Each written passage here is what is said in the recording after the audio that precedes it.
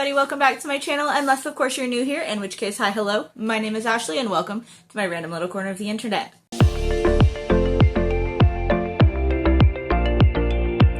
As you can tell from today's title, we are doing the mid-year freakout tag. It's almost the end of July, but hey, it's still midway through the year, right? I mean, it is. I compiled my list of questions. There are a few extras at the end that I learned from Tatiana over at Tatiana Voigt.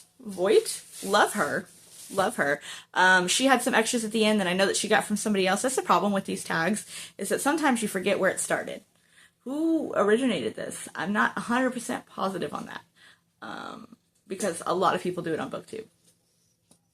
But I'm going to go through the questions as well as a couple little extras at the end. We're going to have a good time. Obviously, the first question of the list is, what is your favorite book of the year? Unfortunately for you guys, my favorite book of the year hasn't actually come out yet. I was blessed with an e-arc, through NetGalley for House of Frank by Kay Sinclair. And it comes out October 15th of this year. And when I tell you, I have never read a book, so I read that book in like a day and a half. Probably would have been a day were I not a mother and a wife and a small business owner. Like, I couldn't put it down. When I did finish it, I was holding it and and my husband was like, was it a good book? Because you read it rather quickly. As tears are pouring down my face. Yes, it was a good book. We meet Saika, hoping I'm pronouncing that right, it's S-A-I-K-A. We meet Saika, who is headed to go and plant her sister's ashes. She was told when her sister died, like, her sister's last wish was to be planted at the House of Frank, where they have this beautiful arboretum where they plant people's ashes and then, like, beautiful trees grow. And so she wants to, that was her sister's last wish, so she goes to do that. She's very reluctant to do that because obviously that would mean that her sister's really gone and she doesn't want to do that. She gets to the house and she meets all these crazy cast of characters. I fan casted this book and shared it with Kay and she loved it. Hopefully she wasn't just lying to me. Maybe it was just the enthusiasm of somebody reading her book. Like, it's a debut novel and she's delightful. I follow her on Instagram. She's so cute. And in my brain, when it first started talking about Frank, he's big and he's orange and he's furry. And my first thought was just like Beast from X-Men, played by Kelsey Grammer, but orange. And then I started reading it a little bit more, and then I started feeling a little more like Brian Tyree Henry. Maybe. All the way through it, no doubt in my mind that Saika was played by Jazz Sinclair. That's all I could see in my brain. So she gets there, she meets Frank, she meets the rest of the cast of characters. There's a weird old witch lady who's like very grandmotherly but a little odd. There is a little pixie. There's another witch. There's two little, there's twin cherubs that again in my brain are just Jack Johnson and Jason Mantzoukas. You see what I mean? Cast of characters here. And I absolutely loved it. And I need it to be October so that other people can read it. I have been able to talk to a few people that were also blessed to get the arc, and we kind of chatted about it, but I need everybody else to read it so that it can be everybody else's favorite too. Was it sad? Absolutely. There were sad parts. I cried. It does have trigger warnings of death and grief and loss and just healing, and it's just the most beautiful story of all of that. It's obviously, and it's got found family, which is my absolute favorite.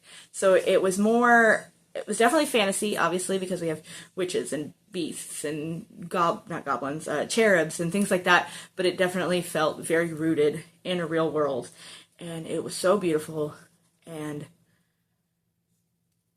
I don't know what else to say about it, except for when it comes out, I hope that everybody needs to read it. Okay. Enough about that. For the second question, the best sequel that you read this year. up until when I read House of Frank, this book was the best book that I'd read this year. It got knocked down a peg, but it does fit this question because it is a sequel, and that is Blood Justice by Terry J. Bitten Walker. I read Blood Debts last year. I'd gotten an arc of that, and I read that, and it was beautiful, and it was captivating, and it was just, it's set in New Orleans. It has to do with these brother and sister, and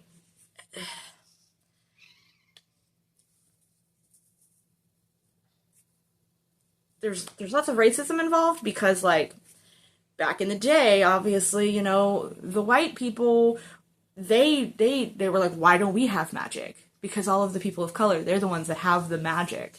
And all the white people were like, well, why don't we have magic? That's not fair. And so then they started, like, doing things that they shouldn't be doing. I can't tell you much about Blood Justice because, obviously, that's a spoiler for Blood Debts. So that's where I'm getting. That's all I'm getting.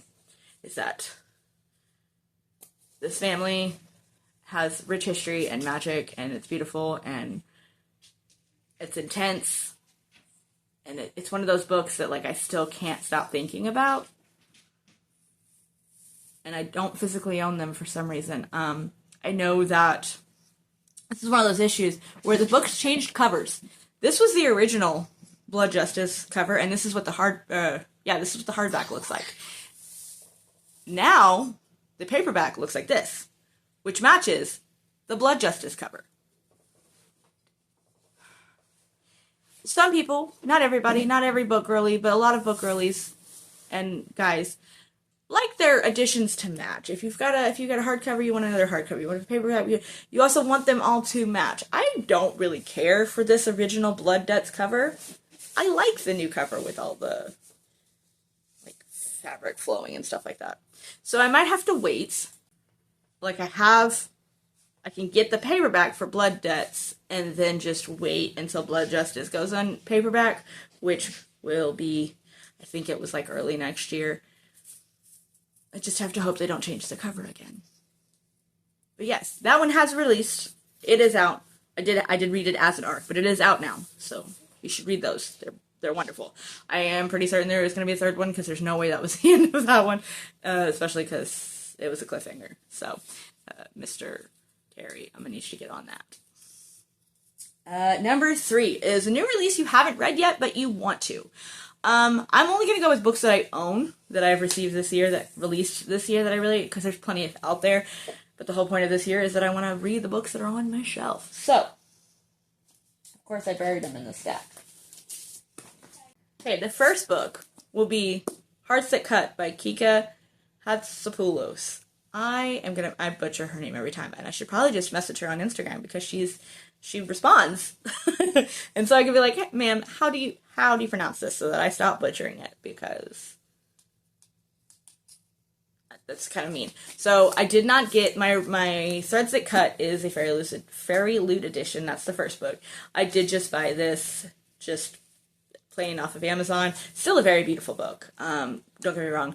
She just posted an Instagram story today about what the Fairy Loot cover is going to look like, and as you can see, it pretty much looks like the Thread That Cuts cover, except for the fact that Fairy Loot is in the UK. So if I buy a special edition from them, it's a relatively decent price for the book, but then I also have to pay for shipping, and it ends up being a crazy amount. So unless it's like a book that I just desperately need, I end up not. And so I know I literally just talked about wanting matching editions. So I have the Fairy Loot copy of Threads That Bind, and then a regular for Hearts That Cut, and they're like this, like the height difference is like this much, and if I do like the Fairy Loot cover better, but sometimes money is money. I have the same issue with Belladonna. I got the Belladonna version through Fairy Loot. It was my book in the box, and then I ended up buying Foxglove from Barnes & Noble, I believe, and I actually think the Foxglove cover is prettier. Like, it was the opposite problem. Like, there's foiling, and I like that, like, I like that her face is on it and not and I don't know. Anyway, point of this question is, what books do I want to get to? I want to get to those one. I absolutely love Threads That Bind. It has to do with, like, the main character can see. I'm really bad at remembering main characters' names. Her name is Io. Just Io. And she can see the threads of fate, and kind of, it's her and her three sisters. So, like, sisters of fate. They can see the lines of fate, and Io is connected to the string of death.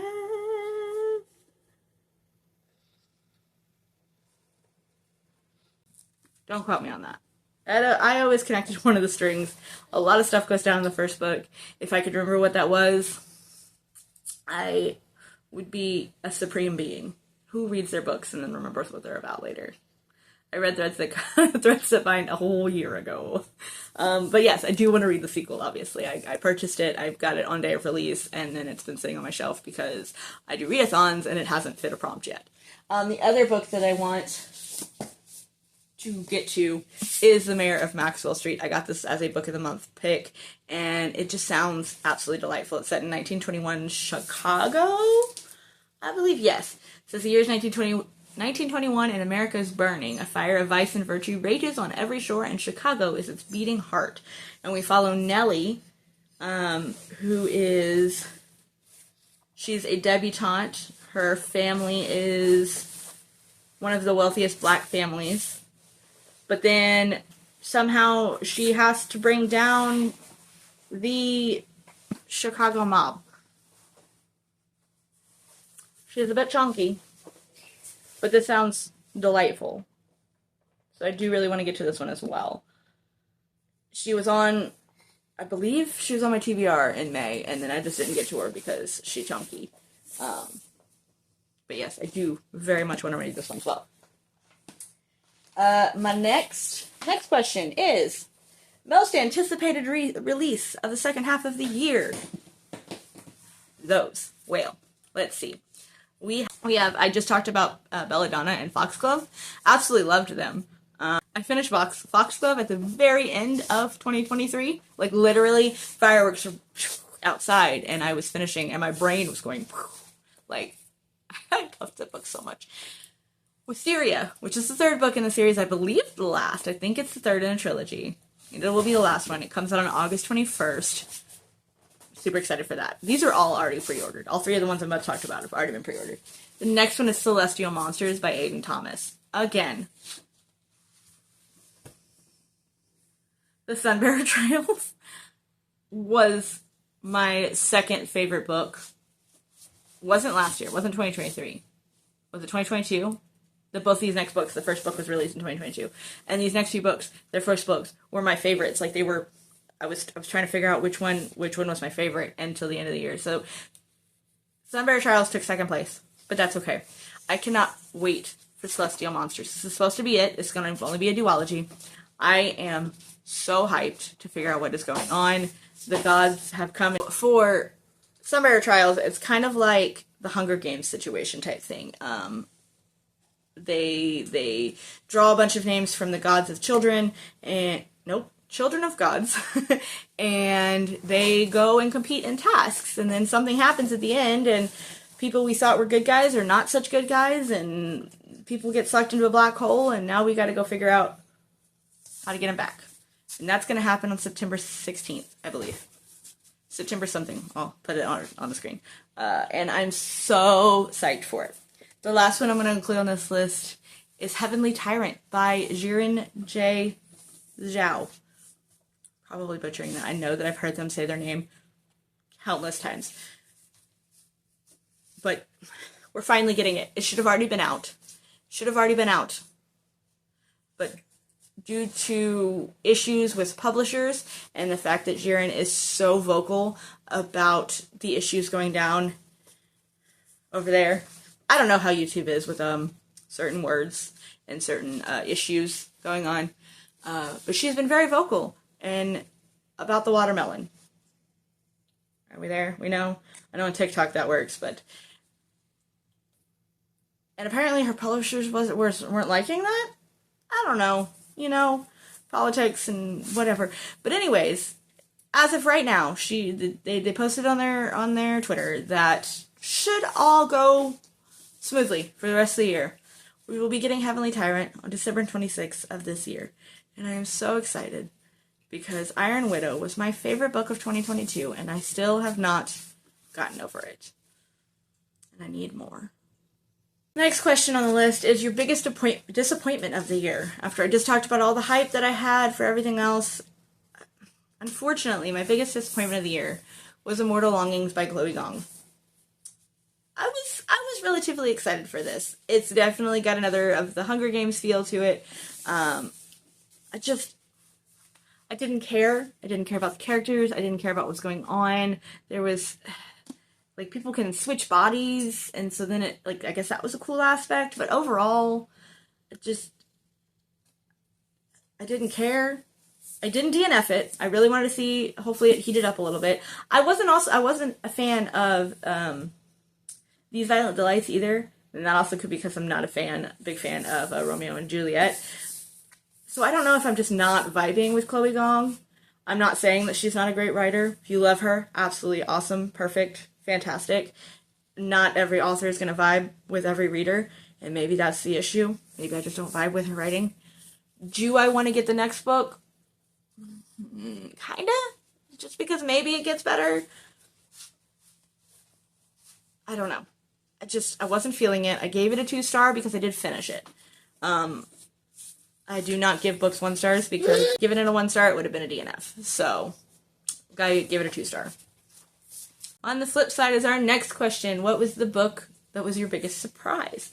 I have 2 on this list. The first up being The Verifiers by Jane Peck. I grabbed this book. I don't know what drew me to it. It was another book of the month pick.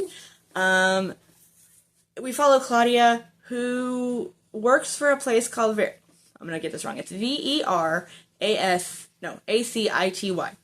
Veracity.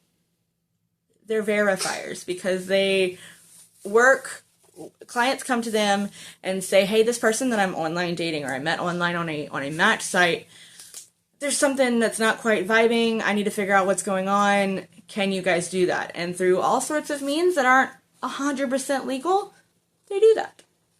And then there ends up being a murder.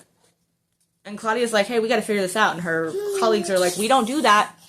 She's like, we do now, because she's obsessed with murder mysteries. Like, growing up, that was her. There's this book series that she follows that her and her mom has read together. And she's obsessed with murder mysteries. And she's like, no, we're going to solve this. And they do. But, spoiler alert, I guess. But it also follows the fact that she is from a very traditional Chinese family, and her mother left her brother and sister over there with her grandparents, and her brother and sister are very,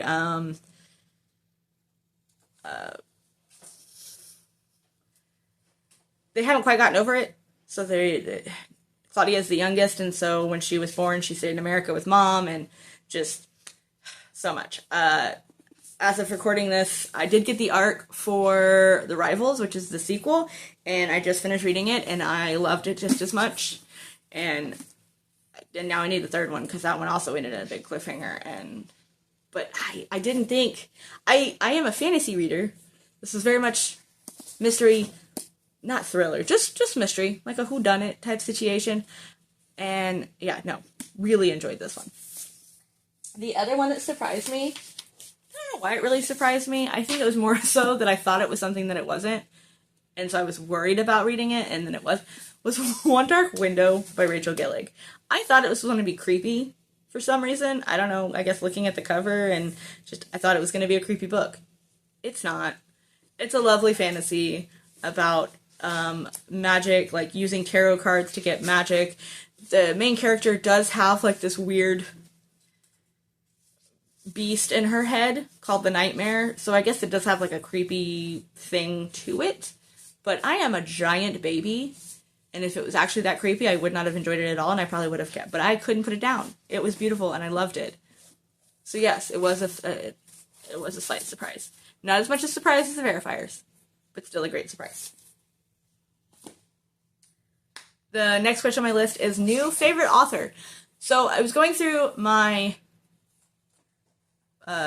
story graph, and it has, these are the books that you've read the most, or the authors that you've read the most.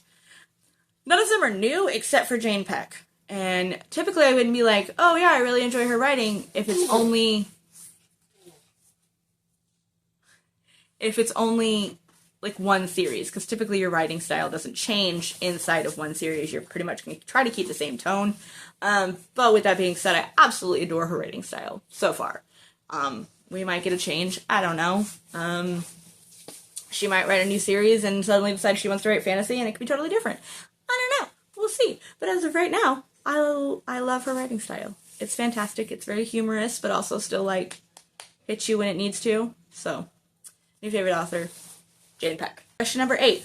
My new favorite character. I'm going to throw in fictional crush as well. Typically, you know, it's whatever on that. I most of the time will smush those together. Because if it's one, it's probably the other type situation. My new favorite character / fictional crush is Rune from the Crimson Moth. She's so compassionate and vulnerable, but yet kick-ass and smart and wily and just... I love her. And I cannot wait for the next book. I just found out that it's coming out in February of next year, and I'm so excited. It's called The Crimson Moth in the UK. This is my Fairy Loot edition, which is beautiful. You'll see this again in a little bit. Absolutely beautiful, but it is called The Heartless Hunter in the US. I don't remember what the second book is called, but I'll put it here on the screen. This is going to be the second book. It's coming out in February. And I'm excited about it, because I do need to see where it goes. It's just, Rune is just so much fun. Question number 9. This is a book that made you cry. I already answered this way back at the beginning. House of Frank. I was bawling my eyes out for so many reasons. There were sad tears. There were happy tears. It was so emotional, and I don't want to deter that. I know there's people out there that are like, give me a book that makes me cry. This book is going to make you cry. If you have ever lost somebody, if you are close with your siblings, if you are lost in this world and just need a new family, this is going to make you cry. This is going to make you feel all of the feels, and I love it so much. On the flip side, a book that made you happy. I didn't grab it off my shelf. I'm going to just put a picture here. It was Dungeons and Drama by Christy Boyce. This was so cute. Was it all sunshines and rainbows? Absolutely not. There was some weird situations with child neglect and children of divorce and angst. But I loved it so much. It was so cute, with musical theater and D&D and just all of my things just presented in a cute little book. Because, like, look at this cover. She did announce the second book, and the cover is just as cute. That could have been on my anticipated release. I don't think it's coming out this year. I will have to check. If it is, I'm going to put it right here. If not, I was going to say look at my cat, but he ran away. So I'm pretty certain it does come out this year. So that goes back to my anticipated releases. Then the last book before we get to the extra, or last question before we get to the extras, is the most beautiful book that you have acquired this year, be it from a gift or purchase, blah, blah, blah, blah. We've already talked about one. I have 3. Because Fairy Loot almost never misses. I'm going to say almost, because there are a couple I'm like, whatever. Like Tempest in Tea, I really loved, Tempest of Tea, I really loved the original cover, and the Fairy Loot cover was kind of, comparatively. But that's beside the point. The first one we're going to talk about is Crimson Moth. First off, you see all that pretty pink foiling? Because it is. It's like a rose gold. It's not gold. Okay? And then we got these edges. And then the end papers.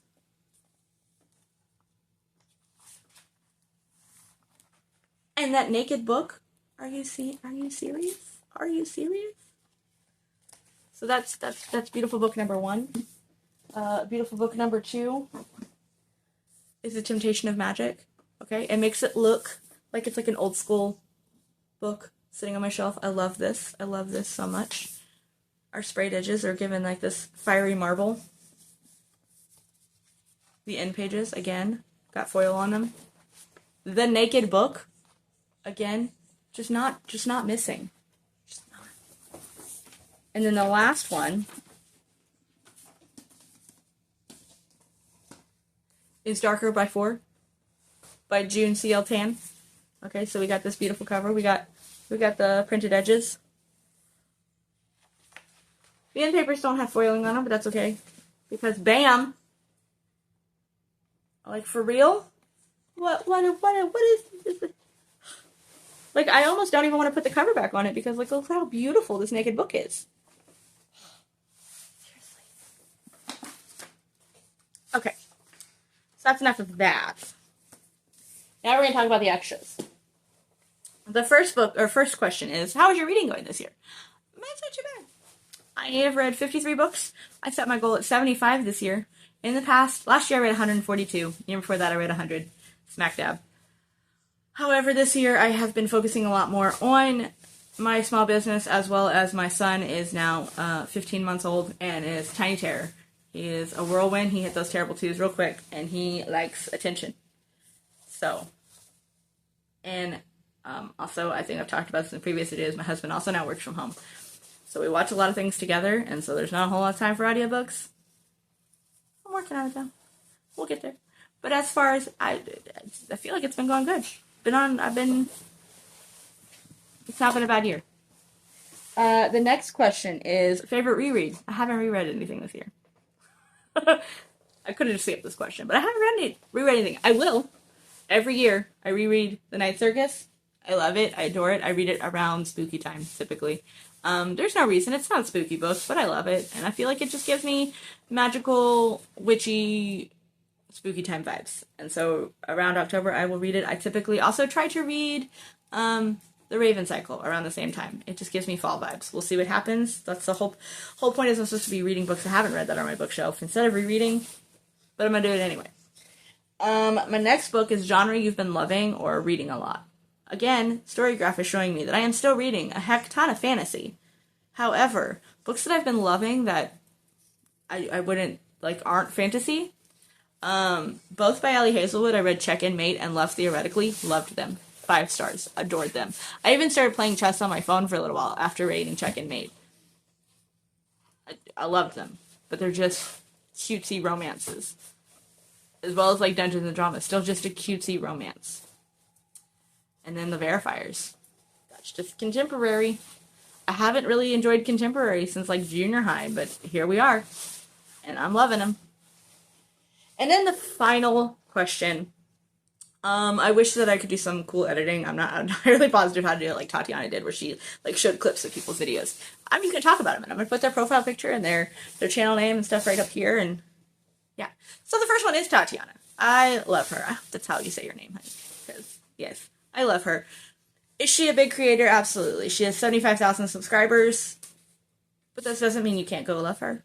Because she's great. I love her vibe. I love her energy. She has a tabletop TBR game. That's how I found her. That's how I found all 4 of these people. I was looking for TBR games to inspire my own. And that's how I found all 4 of these channels. And I love them all.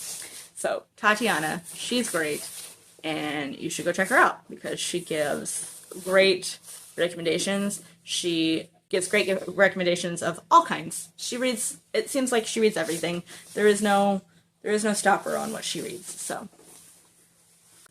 Next up is Nate Reads. He has 731 subscribers, so you're getting in on a small creator. If you're watching this video, you're already supporting a small creator.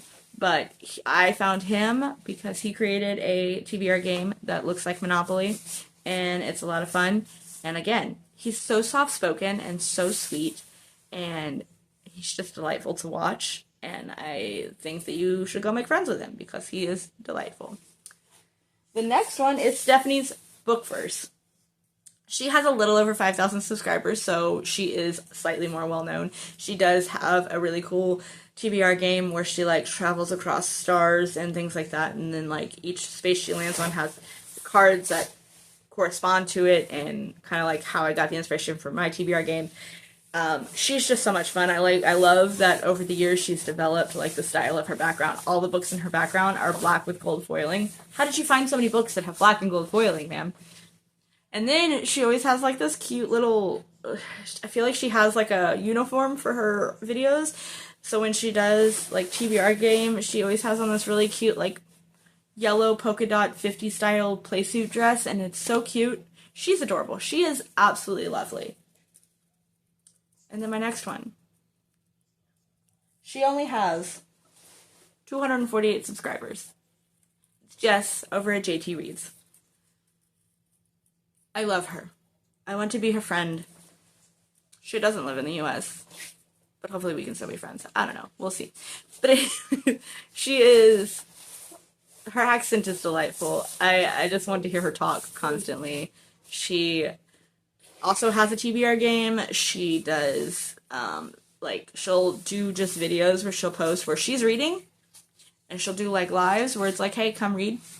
And she'll turn on some soft lo-fi music, and we'll just chill, and we'll look out the window out of her adorable little home, and we'll talk to her cats, and she's a lot of fun. And her cats are cute, and again, her voice is just top tier. That could just be weird because I'm a Texan in the US and our accents are whatever, and hers is just beautiful. I hope that's not weird, Jess. I'm sorry. Anyways, that is going to wrap us up for today. In the comments below, I want you to tell me what your favorite book was. And if you made it this far, because this is going to be a longer video, if you made it this far, I want you to put a stack of books in the comments. And yeah, that's going to be it. So if you like this video, hit the thumbs up button as well as the subscribe button and the notification bell so that you're always notified every time that I upload. And until next time, bye!